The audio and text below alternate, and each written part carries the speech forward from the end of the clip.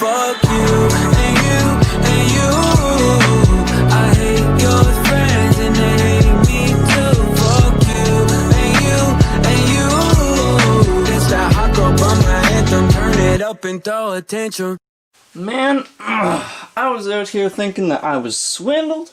I was out here thinking that I was robbed, thinking that I had been drained, that I had been a fool, that I had just sat there while some dingus in Czechoslovakia,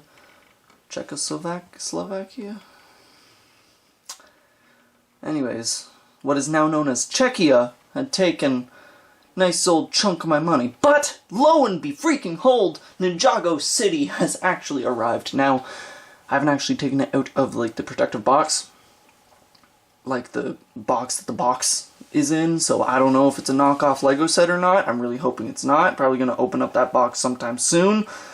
Let's just make sure, but something has actually arrived, which I must say is more than I expected, given how long it was taking.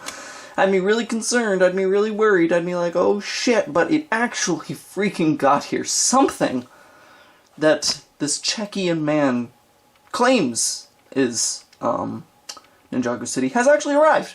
So, huzzah, we got something. But no, first, before any of that, the T16 Skyhopper and the Bantha Microfighters.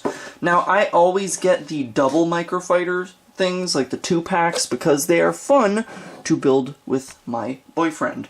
It is always a nice little treat, to fun little, quick little build. Usually we like to do a little challenge wherein we can see if we can actually, like, build the Microfighters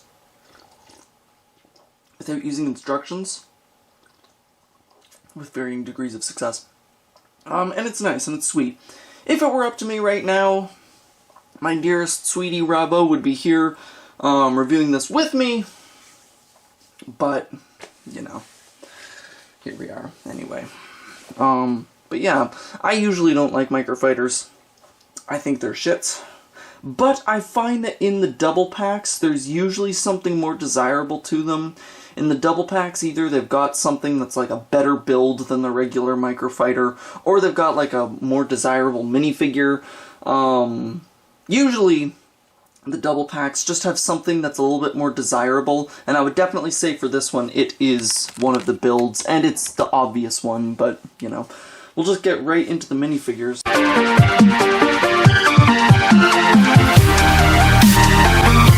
Hold up.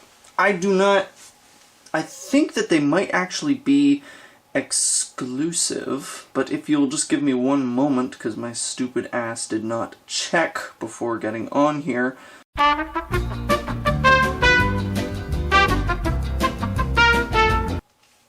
Alright, so it would seem that the Tusken Raider comes in Obi-Wan's hut.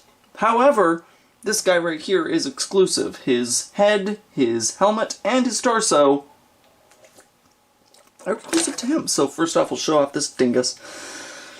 I really like the new Tusken Raiders. I'm glad that, unlike in the olden days, we got that one set with Tusken Raiders in 2002, and then we didn't get another set with with a single Tusken Raider until, gosh, what was it, like 2016 or something? Maybe 2015? I think it might have been 2015. That we got our next Tusken Raider, and it was like the updated version.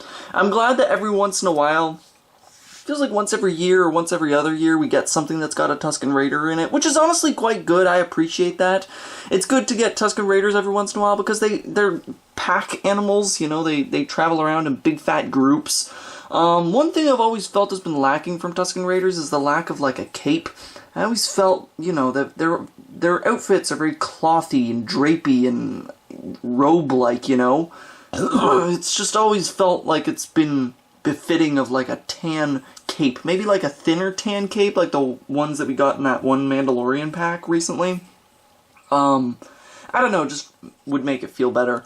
The Tusken Raider head is really, really good. As far as I can tell, they have not changed it since the 2016-2015 version, which is perfectly fine because it looks amazing.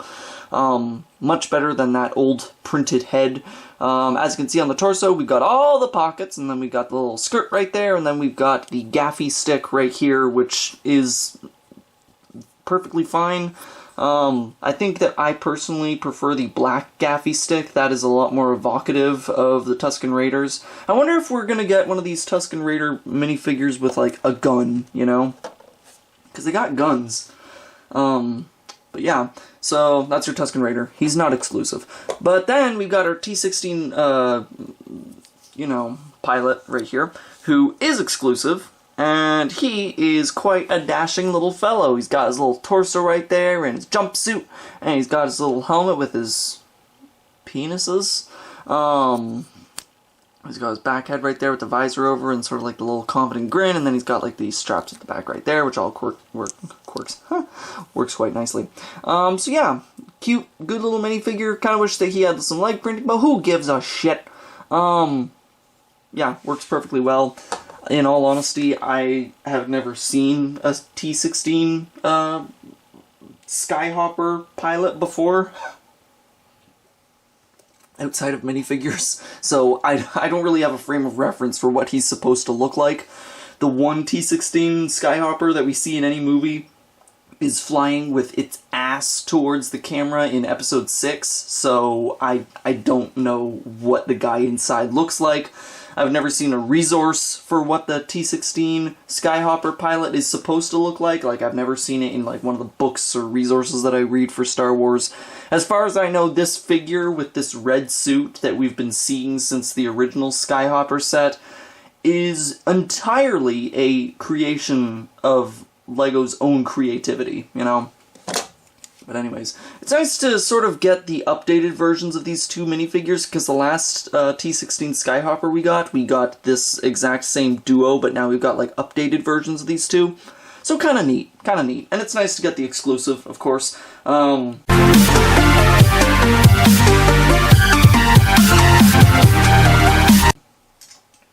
So, yeah, that's quite nice. So, we'll obviously look at the inferior construction. First, we've got the T-16 Skyhopper, which honestly, this does look quite a bit like it. We got like the fat chunk coming out the bottom with the big old gun, and then we got the obligatory stud shooters. Yeah, thank you. We got the wings, which are angled quite nicely, and we got the little flags right up in there. I built this one, by the way, because, you know, I let Rob build the Bantha because I'm such a good boyfriend. Then we got like the big old red stripe at the top right there. We got the obligatory purple thruster back here. Unfortunately, we kind of have some exposed Technics, which doesn't really look all that good. However, I do appreciate that the fact that they used this sort of Technic strut and sort of strung it up through the entire ship. Really reminds me of the last, like, proper-sized T-16 Skyhopper set that we got, because there was a lot of combination of, like, bricks and, you know, like, Technic struts all strung up through the wing. That was actually a really good set. It was really nicely built and it looked good too. But yeah, so the nose of it looks quite nice. The wing looks perfectly fine. The wings on the side are good as well. The gun is appropriately long. You take your T-16 dingus, you plop his ass in, bippity-boo, and there you go. Mazel tov. Cute. Good. So then, we've got what you get the set for. Let's be real. LEGO's first official Bantha. It's so strange that it's taken them this long to actually depict a Bantha. And it's honestly kind of sad that in these recent Tatooine sets they've released, they decided that they would make another Luke's Landspeeder instead of giving us a proper Bantha build. It's nice that we got Obi-Wan's hut for the first time, but we also got the shitty Landspeeder instead of a Bantha, which kind of stinks. But you know what? This Microfighter Bantha is more than enough for me. I'm very, very, very content with it. Rob built it, and while he isn't as enamored with this as he was with the miniaturized Dewback, it's still bloody adorable. Look at this. Look at the little guy. He's all shaggy, he's got his big fat tail, he's got his big fat horns on big fat exposed blue Technic pieces, very nice. He's got his shaggy little bit of hair up here, he's got his big fat Bantha lips, he's got the cold, empty eyes. What even are Banthas? Like, I know they're mammals, but are they like bovine? I don't know. Anyways, so as you can see, they've built him up quite nicely. He's like only 3 studs wide, but they've like put extra snot on the side right here, so as to sort of just like round him out, give him like that chubby, cute, fluffy Bantha sort of look to him. I wonder if in universe anyone uses Banthas outside of sand people. I don't know. Head's on a ball joint, as you can see. His legs are sort of arranged with the one sort of like that, so it looks like he's kind of shuffling along nice and slow. Very, very cute. As you can see, right up top, we've got a seat for the Tusken Raider and like a pack right here. And we got a clip on the side right there for the gaffy stick. And bippity boppity. And there goes the Tusken Raider. Riding atop. Absolutely adorable. Very cute. I really appreciate it. I think it looks great. This is a very cute depiction of a Bantha, and I'm glad that this is what, honestly, they decided to do for this Microfighter. I think getting, like, a Luke's Landspeeder Microfighter would have been kind of shitty, but it's really nice to see them actually debuting a creature they've never depicted before as, like, a Microfighter. Because, you see, the thing that I think is, like, when it comes to something like the dewback, I'll always like the Microfighter dewback more, because the big fat piece of plastic dewback, like, how much effort does it take to mold a dewback, you know? They just mold a big piece. But this is like an actual construction. This is like a proper brick-built Bantha, and it's cute, and I appreciate it. The little black eyes, the horns, the sort of implication of like a roll back here. This is quite nice, and I do really like it. So, yeah.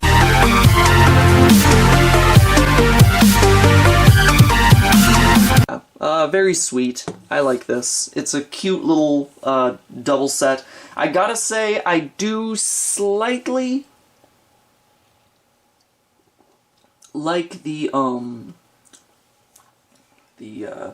dewback and Droid Escape pod a little better than this, but this is still a good one, and it was fun to build with Rob, and not to toot my own horn, but I was able to build the entire T16 Skyhopper without the use of the instructions. Kaboom!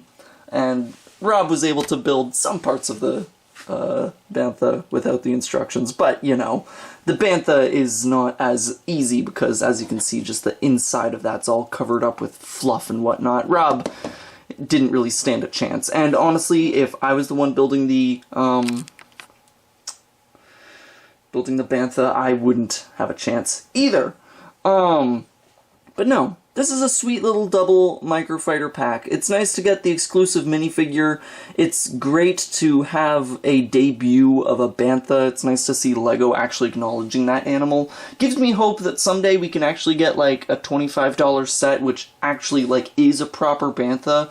It would be nice just getting a proper Bantha set that's like big, maybe even $30, honestly, and give us like 2 Tusken Raiders and maybe like a one-armed C-3PO from that one scene where he gets the pus beaten out of him or something. I don't know. It could be cool. I think I'd appreciate that. It would be nice. But no. So in the end, I do recommend this.